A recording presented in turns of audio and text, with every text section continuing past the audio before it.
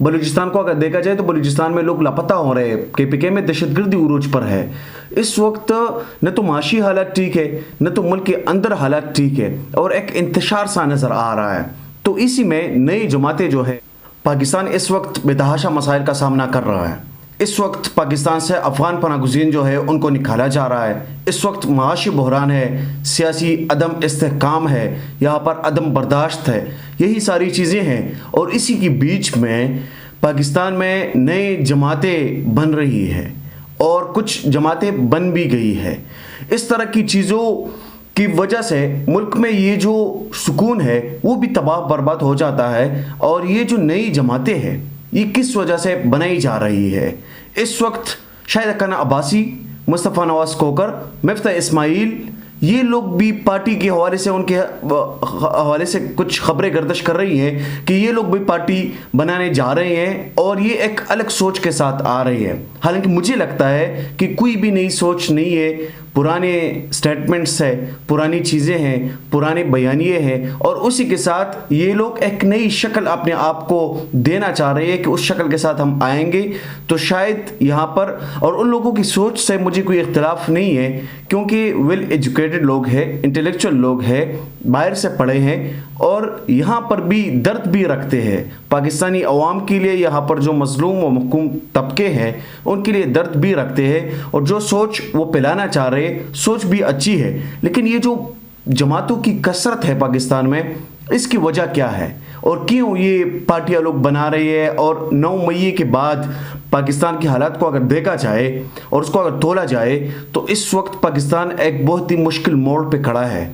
اور اس وقت پاکستان میں کسی کو یہ نہیں پتہ چلتا، اس وقت پاکستان میں لوگوں کو جیلوں میں ڈالا جا رہا ہے، اس وقت پاکستان میں معاشی بحران ہے، اس وقت پاکستان میں مہنگائی ہے، اس وقت پاکستان میں بغیر کسی وارنٹ کے، بغیر کسی چیز کے لوگوں کو اغوا کیا جاتا ہے۔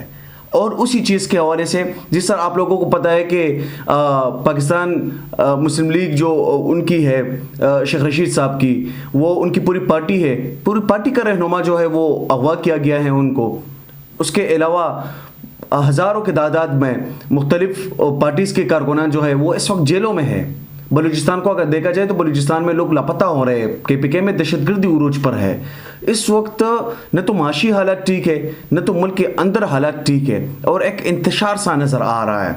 تو اسی میں نئی جماعتیں جو ہے، آپ دیکھیں KPK میں پریسٹک صاحب نے ایک نئی جماعت بنائی ہے پاکستان تحریک انصاف پارلیمنٹرینز کے نام سے، اسی میں بھی دڑا دڑ لوگ جو ہے وہ شمولیت بھی کر رہے ہیں، اور اسی میں بھی لوگ جا رہے ہیں، کیونکہ لوگوں کے دلوں میں ایک خوف جو ہے وہ پلایا گیا ہے کہ پتہ نہیں اگر کوئی پاکستان تحریک انصاف میں رہے گا تو ان کے ساتھ کیا ہوگا۔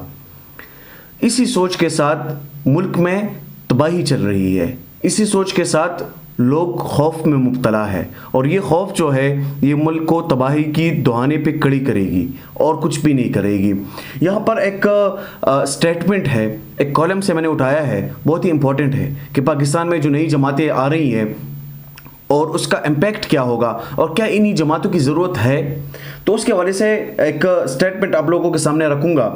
سیاسی جماعتوں کی کثرت کیا ہمارے مسائل کا حل ہے؟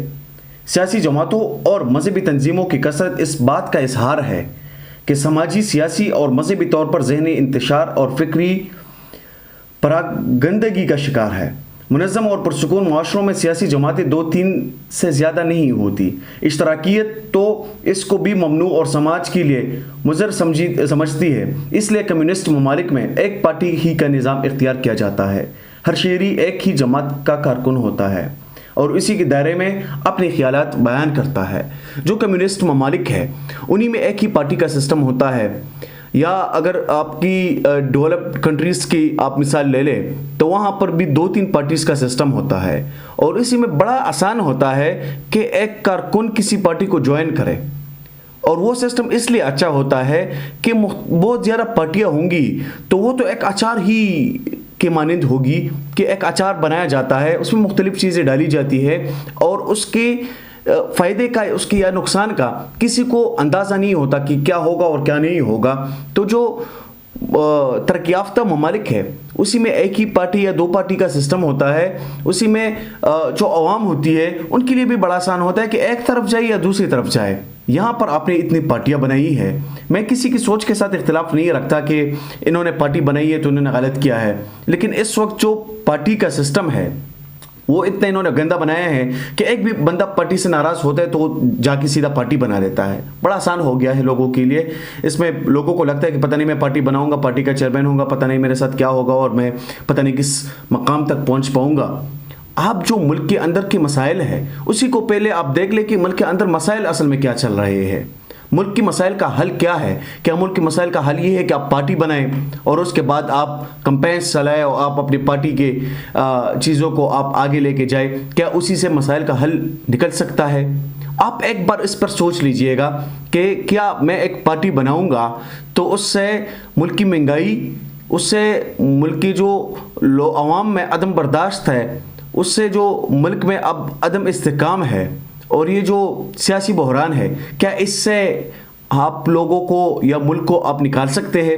اس طرح کا کوئی حل اگر ہے تو پھر تو اچھی بات ہے کہ آپ پارٹی بھی بنائیں، آپ اس طرح کی چیزیں کریں، لیکن اگر اس کا کوئی حل نہیں ہے تو پھر پارٹی بنانے کا مقصد کیا ہے؟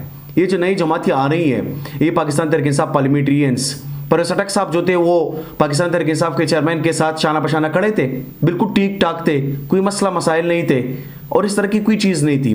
انہوں نے وزیر اعلیٰ تھے کے پی کے وہاں پر بالکل ماحول ٹھیک تھا، 5 سال کے انہوں نے مزے لیے، اس کے بعد انہوں نے اپنی پارٹی بنائی اور یہ 9 مئی کے بعد انہوں نے بنائی ہے۔ تو یہ کیا تاثر دیا جا رہا ہے کہ کیا مسئلہ ہے؟ اس کے بعد پاکستان استحکام پارٹی علیم خان اور جہانگیر خان ترین نے بنائی۔ تو اس طرح کی پارٹیز دن بدن میں دیکھ رہا ہوں پارٹیاں بن رہی ہے، ہر بندہ اپنی پارٹی بنا رہا ہے۔ تو اس کا کیا امپیکٹ ہوگا؟ اس ملک پر کیا امپیکٹ ہوگا اور عوام پر اس کا کیا امپیکٹ ہوگا؟ کیا عوام کے مفاد میں یہ چیزیں ہیں؟ اگر ہے تو پھر تو ٹھیک ہے، پھر تو آپ پارٹی بھی بنے، پھر تو کچھ بھی کرے، لیکن اگر عوام کے مفاد میں کوئی ایسی چیز نہیں ہے تو پھر تو اسی طرح کی پارٹیاں بنانے سے کچھ بھی نہیں ہوگا، اس سے کوئی فائدہ کسی کو بھی نہیں ہوگا۔ انشاءاللہ ایک نئے ولاگ میں دوبارہ آپ لوگوں سے ملاقات ہوتی ہے۔ بہت شکریہ۔